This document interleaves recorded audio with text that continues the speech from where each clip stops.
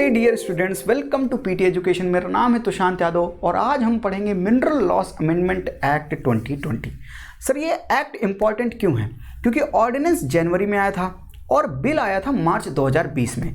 अब इस बिल को बनाकर कर दिया गया है एक्ट, इसलिए इस प्रीलिम्स और मेंस इन दोनों पर्सपेक्टिव से बहुत इंपॉर्टेंट एक्ट है मिनरल लॉस अमेंडमेंट एक्ट 2020।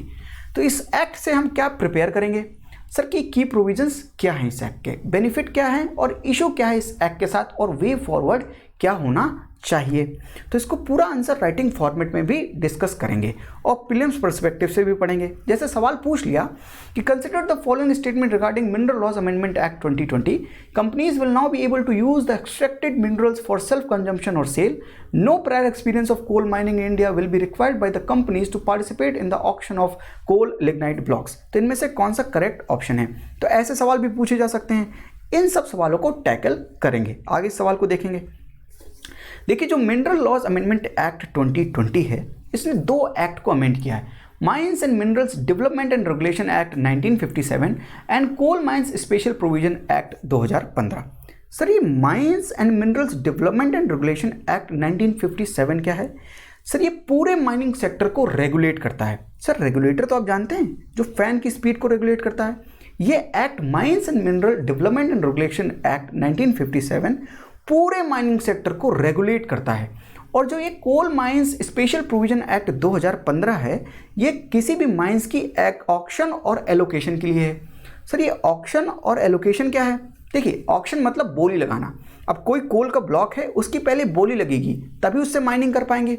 तो सर उस पर अधिकार किसका होगा? उस पर माइनिंग करने का, इसके लिए बोली लगाई जाएगी।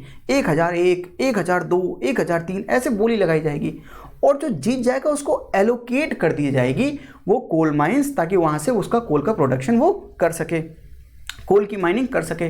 तो सर बोली लगाने की प्रोसेस को बोलते हैं ऑक्शन, और जो इसको एलोकेट हो जाती है उसको बोलते हैं एलोकेशन। इसके लिए कौन सा एक्ट है? Coal mines special provision act 2015। इन दोनों एक्ट को अमेंड किया है मिनरल लॉस अमेंडमेंट एक्ट 2020 ने। इसके की प्रोविजंस क्या है सर, इसको समझते हैं। पर अगर इसको समझना है आपको, थोड़ा सा बैकग्राउंड समझना पड़ेगा कि कोल का import, sir coal mineral laws amendment act 2020 important क्यों है? देखिए, कुछ सालों से कोल का इंपोर्ट बहुत ज़्यादा बढ़ रहा है। हम कोल का बहुत ज़्यादा इंपोर्ट कर रहे हैं और हमारे घर में जब कोल का भंडार प्रेजेंट है तो हम बाहर से कोल का इंपोर्ट क्यों कर रहे हैं? क्योंकि घर में इतना ज़्यादा प्रोडक्शन नहीं कर पा रहे। घर में बहुत ज़्यादा प्रोडक्शन हो पाए और बाहर से इंपोर्ट कम कर पाएं, ताकि हमारा करंट अकाउंट डिफिसिट कंट्रोल में आ जाए, इसलिए इस एक्ट को लाने की ज़रूरत पड़ी, मिनरल लॉस अमेंडमेंट एक्ट 2020। तो इस बैकग्राउंड को एकदम ध्यान में रखिएगा इन की प्रोविजंस को समझते समय। बैकग्राउंड क्या है सर? कि हमको कोल का इंपोर्ट कम करना है और कोल का प्रोडक्शन इंडिया में बढ़ाना है। ठीक है, पहला प्रोविजन है composite licence for prospecting and mining. Sir ये प्रोस्पेक्टिंग और माइनिंग क्या है? घबराइए मत।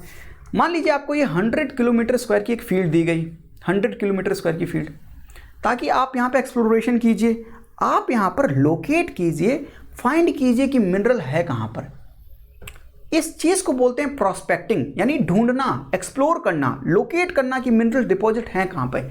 इसको बोलते हैं प्रोस्पेक्टिंग। और जब आपने ढूंढ लिया कि यहाँ पर मिनरल प्रेजेंट है, इससे जब आप निकालने लगेंगे उस मिनरल को, इसको बोलते हैं माइनिंग।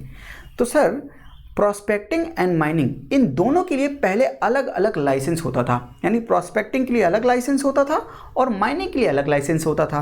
ठीक है, इसमें प्रॉब्लम क्या थी कि अलग अलग होने में? मान लीजिए आपको ये पूरे 100 किलोमीटर स्क्वायर की फील्ड दी गई, आपने खूब ढेर सारा इन्वेस्टमेंट किया, टेक्नोलॉजी लाया, अपना समय लगाया, ताकि मिनरल डिपॉजिट्स कहाँ पर हैं ये ढूंढने के लिए।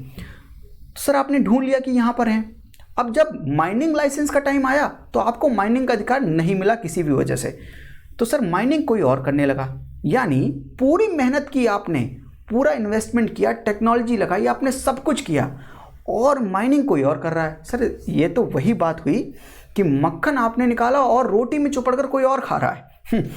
तो सर ये तो प्रॉब्लमेटिक है, कोई मोटिवेटेड ही नहीं होगा। तो सर कोई मोटिवेटेड नहीं होगा तो कोल का प्रोडक्शन इंक्रीज कैसे करेंगे? इसलिए भारत सरकार ने क्या किया, प्रोस्पेक्टिंग कम माइनिंग लाइसेंस, यानी एक ही लाइसेंस होगा प्रोस्पेक्टिंग के लिए और माइनिंग के लिए, कंपोजिट लाइसेंस कर दिया। यानी अब आपको एक लाइसेंस मिलेगा प्रोस्पेक्टिंग एंड माइनिंग दोनों के लिए, यानी आप ही प्रोस्पेक्टिंग कीजिए, आप ही माइनिंग कीजिए। अब कोई खतरा नहीं है कि कोई और माइनिंग करेगा, यानी मक्खन आप ही निकालिए और रोटी में चुपड़ कर आप ही खाइए। तो सर लोग मोटिवेटेड होंगे तो कोल के प्रोडक्शन के लिए, ऑक्शन की बोली के लिए आएंगे और वो बोली लगाएंगे, तो पार्टिसिपेशन बढ़ जाएगा लोगों का, तो कोल का प्रोडक्शन बढ़ जाएगा। लोगों को मोटिवेटेड करने का काम इस पहले प्रोविजन ने किया। Composite licence for prospecting and mining, तो पहला जो प्रॉब्लम थी लोगों की उसका सोल्यूशन सरकार ने कर दिया। दूसरा, removal of the restriction on end use of coal. तो सर मान लीजिए इससे जो कोल निकल रहा है, पहले क्या होता था, उसको केवल कैप्टिव यूज़ के लिए यूज़ किया जाता था। सर कैप्टिव यूज़ मतलब केवल अपने पर्पस के लिए, मतलब अगर आपका कोई पावर प्लांट है या आपका कोई सीमेंट प्लांट है या आपका कोई स्टील प्लांट है, तो वहाँ पर आप इस मिनरल को ले जाएंगे और वहीं पर यूज़ कर सकते हैं और कहीं पर नहीं कर सकते हैं, कैप्टिव यूज़। तो सर दिक्कत क्या है इस एक्ट के साथ कि अगर आपके पास ऐसा कोई प्लांट नहीं है तो आप क्यों माइनिंग करना चाहेंगे, है ना। तो अब सरकार ने क्या किया, अब आप क्या कर सकते हैं, इस जो आपने माइन किया है मिनरल, इसका आप कैप्टिव यूज़ भी कर सकते हैं, और आप इसको ओपन मार्केट में सेल भी कर सकते हैं। सर ओपन मार्केट में सेल भी कर सकते हैं, तो जाहिर सी बात है लोग मोटिवेटेड होंगे कि अगर हम कैप्टिव यूज़ यानी अपने पावर प्लांट या स्टील प्लांट या अपने सीमेंट प्लांट में हमको यूज़ नहीं करना, हमारे पास ऐसा कोई प्लांट नहीं है, तो हम निकालेंगे उसको और ओपन मार्केट में सेल कर देंगे। तो सरकार ने ये जो रिस्ट्रिक्शन थी एंड यूज़ ऑफ कोल पर, उसको हटा दिया है और अब उसको कैप्टिव यूज़ और ओपन मार्केट में सेल करने के लिए दोनों के लिए अलाउ कर दिया है। तो ये बहुत अच्छा स्टेप है सरकार का, removal of the restriction on the end use of coal. Third है eligibility criteria for auction of coal and lignite blocks. तो सर पहले एलिजिबिलिटी क्राइटेरिया क्या होता था कि एक्सपर्टीज़ चाहिए होती थी, लेकिन अब एक्सपर्टीज़ नहीं चाहिए, तो एलिजिबिलिटी क्राइटेरिया को ब्रॉड कर दिया है। सर पहली कंडीशन ये रखी कि अगर आपके पास कोई एक्सपर्टीज़ नहीं है तो कोई बात नहीं, लेकिन आप फाइनेंशियली स्ट्रांग होने चाहिए, आपके पास फाइनेंस होना चाहिए। और दूसरा कंडीशन ये है, मतलब दूसरे लोग वो पार्टिसिपेट कर सकते हैं जिनको किसी और मिनरल में एक्सपर्टीज़ है, यानी कोल और लिग्नाइट में एक्सपर्टीज़ नहीं है पर किसी और मिनरल में एक्सपर्टीज़ है, तो वो लोग भी ऑक्शन में पार्टिसिपेट कर सकते हैं। और किसी और मिनरल में आपको एक्सपर्टीज़ है पर किसी और कंट्री में एक्सपर्टीज़ है, तो वो लोग भी ऑक्शन में पार्टिसिपेट कर सकते हैं। तो जाहिर सी बात है जो एलिजिबिलिटी क्राइटेरिया है उसको सरकार ने ब्रॉड कर दिया है, यानी बाहर वाले भी अब ऑक्शन प्रोसेस यानी बोली लगाने वाले प्रोसेस में बैठ सकते हैं, पार्टिसिपेट कर सकते हैं। सर बाहर वाले आएंगे तो एफटीआई भी लाएंगे, इन्वेस्टमेंट भी लाएंगे, है ना। तो ये अच्छा स्टेप है, eligibility criteria for auction of lignite, coal and lignite block. चौथा है एडवांस एक्शन फॉर ऑक्शन। इसको समझते हैं सर। मान लीजिए किसी का टर्म खत्म हो रहा है 5 साल में, सरकार क्या करेगी, 5 साल बाद किसी का टर्म खत्म हुआ, उसके बाद सरकार ऑक्शन करेगी, बोली लगवाएगी, फिर किसी को एलोकेट करेगी, इसमें कुछ टाइम गैप आ जाएगा, है ना सर। तो अब सरकार क्या करेगी, ये काम नहीं करेगी। 5 साल किसी के खत्म होने वाले हैं, उससे पहले ही सरकार क्या करेगी, ऑक्शन की प्रक्रिया को चालू कर देगी, यानी बोली लगवाने लगेगी और किसी और को एलोकेट कर देगी, ताकि 5 साल खत्म होने के तुरंत बाद जिसको नया एलोकेट हुआ है वो तुरंत काम शुरू कर दे, ताकि कोल के जो प्रोडक्शन में कोई गैप ना आए, ताकि कोल का प्रोडक्शन इंक्रीज कर सकें और इंपोर्ट कम करें। सर यही मोटिव था, बैकग्राउंड याद रखिएगा, है ना। तो एडवांस में एक्शन लेने लगेंगे कोल ब्लॉक के लिए, ठीक है सर। तो ये स्टेट गवर्नमेंट काम करेगी, एडवांस में एक्शन लेगी ताकि उसका ऑक्शन किया जा सके और लोगों को एलोकेट किया जा सके। नेक्स्ट है transfer of statutory clearances to new bidder.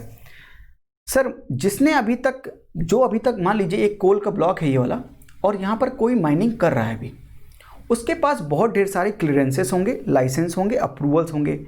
अब जब इसका टर्म पीरियड खत्म होगा तो जो दूसरा आएगा उसको टाइम लगेगा ये सब अप्रूवल, लाइसेंस और क्लियरेंसेस लेने में। सरकार ने कहा कि आपको जो टाइम लगेगा तो हम ऐसा करते हैं, जितना पिछले वाले के पास जितने भी अप्रूवल्स हैं, क्लियरेंसेस हैं और लाइसेंस है, वो आपके लिए एक्सटेंड कर देते हैं 2 साल के लिए, ताकि आपके पास लाइसेंस अप्रूवल सब रहें और आप क्या करें, प्रोडक्शन जारी रखें।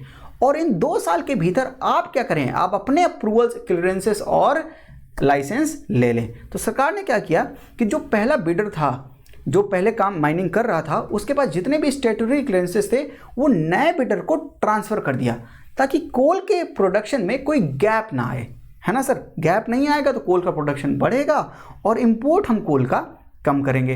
तो की प्रोविजंस आपको समझ में आया, बैकग्राउंड के साथ समझिएगा इस चीज को। Composite licence for prospecting and mining, ताकि लोग मोटिवेट हो सकें।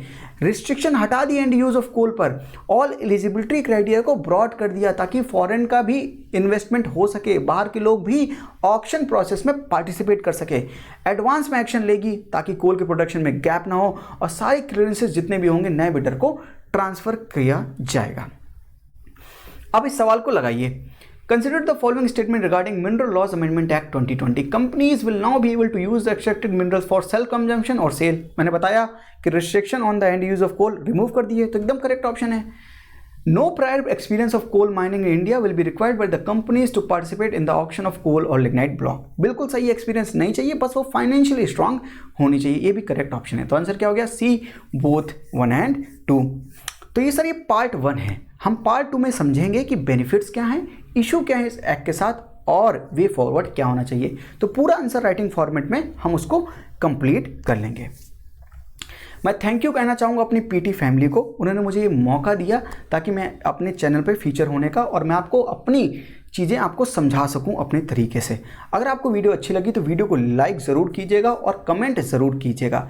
ये मेरा चैनल है होप तुषांत यादव, यहाँ पर मैं target UPSC prelims 2020 most expected question series चला रहा हूँ। आप चाहें तो अपना प्यार इस चैनल को भी दे सकते हैं, तो ज़रूर आइए इस चैनल को भी ज्वाइन कीजिए। ये है पीटी के कुछ रिसोर्सेस, आप इनका पूरा सा पूरा इनका लाभ उठाएं, जितना ज़्यादा लाभ उठा सकें इनका लाभ उठाएं। ये बहुत ही प्यारे रिसोर्सेस हैं। तो आज के लिए इतना ही। थैंक यू, नमस्ते, जय हिंद।